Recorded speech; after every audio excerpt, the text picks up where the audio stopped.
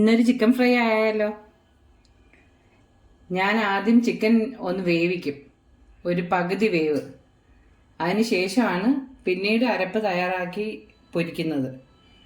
ഇപ്പോൾ വേവിക്കുമ്പം മുളക് പൊടി, മല്ലിപ്പൊടി, മഞ്ഞൾപ്പൊടി, പിന്നെ ഒരു 4 വെളുത്തുള്ളി ജസ്റ്റ് ഒന്ന് ചതച്ച് ഉപ്പും ഇട്ട് വെള്ളം ഒഴിച്ച് വേവിക്കും.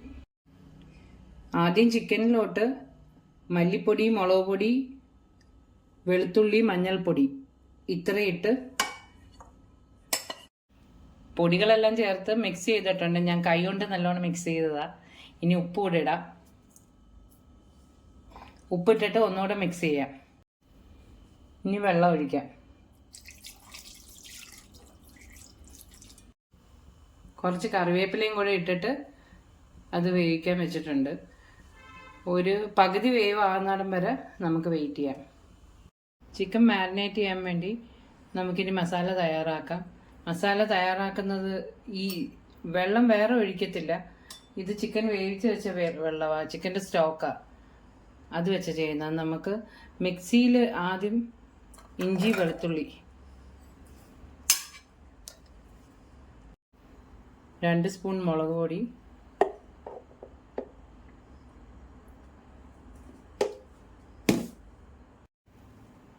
1 സ്പൂൺ കുരുമുളക് പൊടി,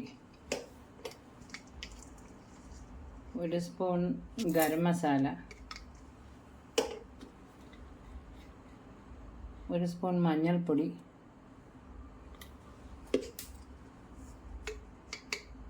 പെരിഞ്ജീരകപ്പൊടി, 1 സ്പൂൺ കോൺഫ്ലവർ,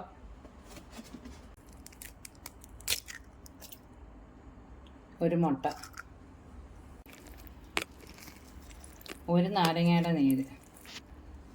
ചിക്കൻ്റെ സ്റ്റോക്ക് കൂടെ കുറച്ച് ഒഴിച്ച് ഇതൊന്ന് അരച്ചുകൊണ്ട് വരാം. ഞാൻ ഈ മസാല അരച്ചുകൊണ്ട് വന്നിട്ടുണ്ട്. നേരത്തെ ഉപ്പിട്ടില്ലായിരുന്നു. ആ നേരത്തെ ചിക്കൻ സ്റ്റോക്കിനകത്ത് ഉപ്പുള്ളതുകൊണ്ട് ഉപ്പിട്ടില്ല. പിന്നീട് ഇപ്പോൾ ഇച്ചിരി ഉപ്പ് കുറവുണ്ട്. ഇപ്പോൾ കുറച്ച് ഉപ്പിടാം. ഇപ്പോൾ നോക്കി വേണം ഇടാൻ. ഇനി കുറച്ച് ചില്ലി ഫ്ലേക്സ് ഉണ്ടല്ലോ, അതും കൂടി ഇടാം.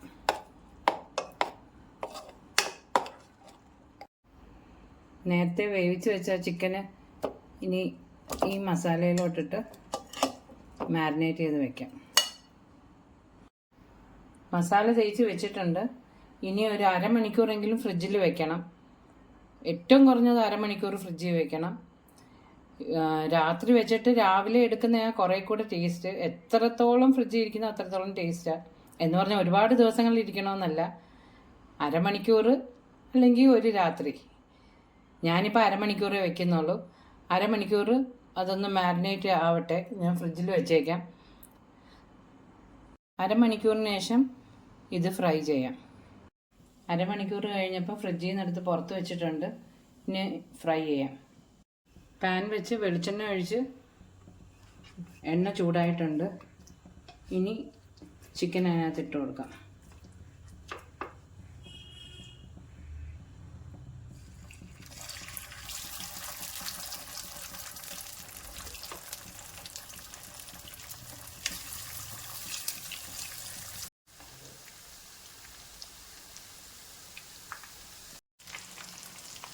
ഇതിപ്പം മൊരിഞ്ഞിട്ടുണ്ട്.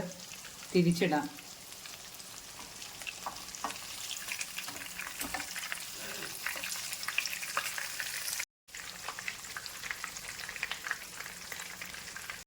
പൊരിച്ചതിൻ്റെ ബാക്കി മസാലയിൽ കുറച്ച് തേങ്ങയും കൂടിയിട്ട് മിക്സ് ചെയ്ത്, തേങ്ങ മിക്സ് ചെയ്ത ഈ മസാല ലാസ്റ്റ് ചിക്കൻ പൊരിച്ചെടുത്തതിന് ശേഷം ബാക്കിയുള്ള എണ്ണയിൽ ഇതുകൂടി ഇട്ട് മൊരിച്ചെടുക്കണം. നല്ല ടേസ്റ്റാണ്. ആ എണ്ണയിലോട്ട് തന്നെ തേങ്ങയുടെ ആ മസാലക്കൂട്ടുകൂടെ ഇട്ട് മൊരിച്ചെടുക്കാം.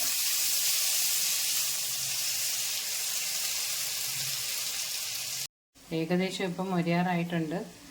ഇനി ഒരു 3 പച്ചമുളകും കറിവേപ്പിലയും കൂടി ഇടാം. അതും കൂടി ഇട്ട് മൊരിച്ചെടുക്കാം. ഇതിപ്പോൾ നല്ലോണം മൊരിഞ്ഞിട്ടുണ്ട്. ഇനി ഇതുകൂടെ ചിക്കൻ്റെ മേളിലോട്ട് ഇടാം. അപ്പോൾ ചിക്കൻ ഫ്രൈ റെഡി ആയിട്ടുണ്ട്. നല്ല ടേസ്റ്റാണ്. എല്ലാവരും ഒന്ന് ട്രൈ ചെയ്ത് നോക്കണം. എൻ്റെ ചാനലൊന്ന് സബ്സ്ക്രൈബ് ചെയ്യണം, ലൈക്ക് ചെയ്യണം, ഷെയർ ചെയ്യണം, ബെൽ ബട്ടണും അമർത്തണം.